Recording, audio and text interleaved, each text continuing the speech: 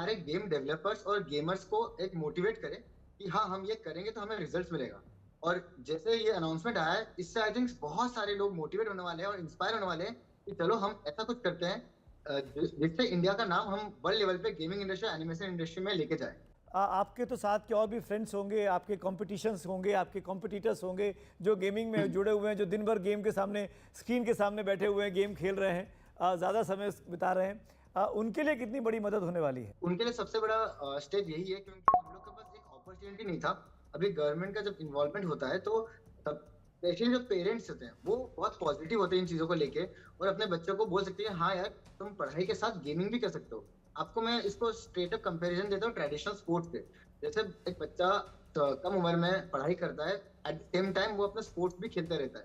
अब गवर्नमेंट के हेल्प के थ्रू बच्चा कम उम्र में पढ़ाई के साथ साथ गेमिंग भी कर सकता है, और सर्टेन एज के बाद जब आपको रियलाइज होता है कि हाँ मैं स्पोर्ट्स में अच्छा हूँ, हम स्पोर्ट्स पे फोकस करते हैं और करियर बना सकते हैं। सेम चीज एक छोटा बच्चा जो गेमिंग को पसंद करता है वो गेम में भी करियर बना सकता है इसके थ्रू।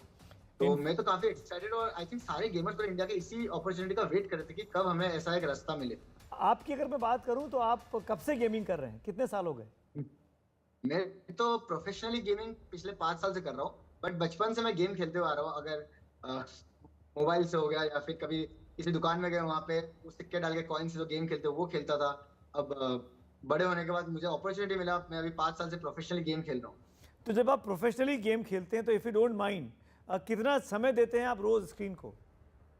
तो तो गेमिंग, अब दो टाइप की गेमिंग होती है। एक होती है कॉम्पिटिटिव जहाँ पे आप compete करते हो बाकी प्लेयर्स के साथ, और एक होती है कैजुअल गेमिंग। जी। कैजुअल गेमिंग वो होती है कि जहाँ पे आप आराम से रिलैक्स करके दोस्तों के साथ मस्ती के लिए खेल रहे हो, मजे कर रहे हो, रिलैक्स कर रहे हो। बट कॉम्पिटिटिव सिनेरियो में जब आप एंटर करते हो उसको हम लोग बोलते हैं ई स्पोर्ट्स। गेमिंग का एक हिस्सा है ई स्पोर्ट्स, मतलब इलेक्ट्रॉनिक स्पोर्ट। वहां पे आप compete करते हो सारे उन बंदों से जो उस गेम में बहुत अच्छा खेलते हैं। अच्छा। तो उस फील्ड में सेम हम लोग का एक स्केड्यूल बन जाता है, जैसे एक स्पोर्ट्स एथलीट का रहता है कि सुबह उठो, ट्रेनिंग करो, मेंटल स्पेस के लिए बाहर निकलो नेचर में, उसके बाद आओ। आपका कोच रहता है, आपका एनालिस्ट रहता है जो आपको पूरा दिन का स्केड्यूल देता है कि आपको ये करना है आज पूरा दिन में। हम 12-1 बजे से प्रैक्टिस स्टार्ट करते हैं रात के 8-9 बजे तक। ओह। और मैं एट द सेम टाइम मैं कंटेंट क्रिएटर भी हूँ ओह। ई स्पोर्ट एथलीट के साथ। तो कंटेंट क्रिएटर होने के नाते मुझे स्ट्रीमिंग भी करनी होती है, तो मैं रात को 9 बजे अपने आप को रीसेट करके फिर यूट्यूब पे आता हूँ स्ट्रीमिंग करने। तो यस, मैं दोनों चीजें साथ में करता हूँ, तो मेरा रफली दिन में 8 से 10 घंटे तो लग जाते हैं और gaming में। एंड क्योंकि बहुत से लोग हमारे शो को देखते हैं और बहुत से यंगस्टर आपको देखेंगे और सुन रहे होंगे इस वक्त, मैं उनके लिए पूछना चाहता हूँ कि इस कॉम्पिटिटिव गेमिंग में पैसा कैसा मिलता है, कितना पैसा कमा लेते हैं आप?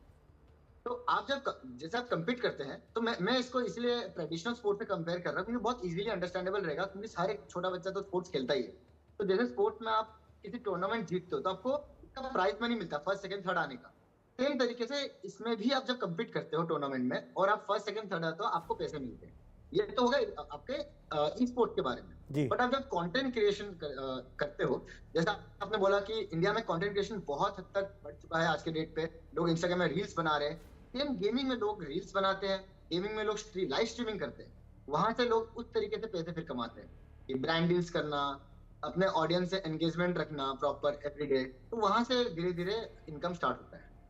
इनकम स्टार्ट, और कितना पैसा कमा लेता है एक अच्छा क्रिएटर? ऐसे तो सबके नंबर बहुत अलग होते हैं, टू बी ऑनेस्ट मैं कोट नहीं कर सकता हूँ क्योंकि मेरे को आइडिया नहीं बाकी लोग चलिए, क्या करते मैं हैं। आपकी जेब में और नहीं झांकूंगा मैं।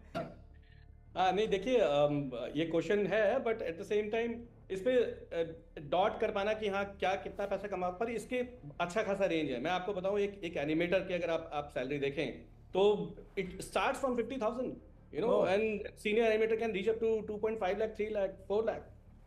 So, I mean, yeah, it's purely depend upon experience and how you are putting your effort. And there are studios who are paying like anything. तो अच्छा खासा एम्प्लॉयमेंट है और अच्छा खासा इस पे और सबसे बड़ी बात ये कि ग्लोबल लेवल पे पार्टिसिपेशन जो है वो बढ़ जाएगा। राइट। अब तक जो था एक जरूर हिंड्रेंस था, पर अब ग्लोबल लेवल पे पार्टिसिपेशन बढ़ेगा क्योंकि हमारे प्रोसेसेस बहुत स्ट्रांग होंगे, हमारा क्वालिटी बहुत स्ट्रांग होगा, क्योंकि इसको एक सेंटर ऑफ एक्सेलेंस मॉनिटर करेगा। Right. तो वो जो डाउनलाइन परकुलेट होगा डिफरेंट इंस्टीट्यूशंस के अंदर, उससे हमारा पार्टिसिपेशन ग्लोबल लेवल पर बढ़ने वाला है। Prabhash ji, Tanmay, Prashant, thank you so much for this interesting chat. Youth youngsters को ज़रूर इससे फ़ायदा पहुंचेगा। जो लोग अभी अनप्रोफेशनली इन्फ्लुएंसर बने हुए हैं, क्रिएटर्स बने हुए हैं, उनको बाकायदा फॉर्मलाइज करके उसको पूरा इंस्टीट्यूशनलाइज करके सरकार जो ये एक्सीलेंस का एक नया सेंटर तैयार कर रही है, उससे उनको ज़रूर फ़ायदा मिलेगा जैसे ये सेंटर तैयार होगा। तो एनिमेशन सीखो और नौकरी पाओ, ये एक बड़ा आसान सा तरीका है इस पूरी कहानी को And when I'm finished, I'm all about my business and ready to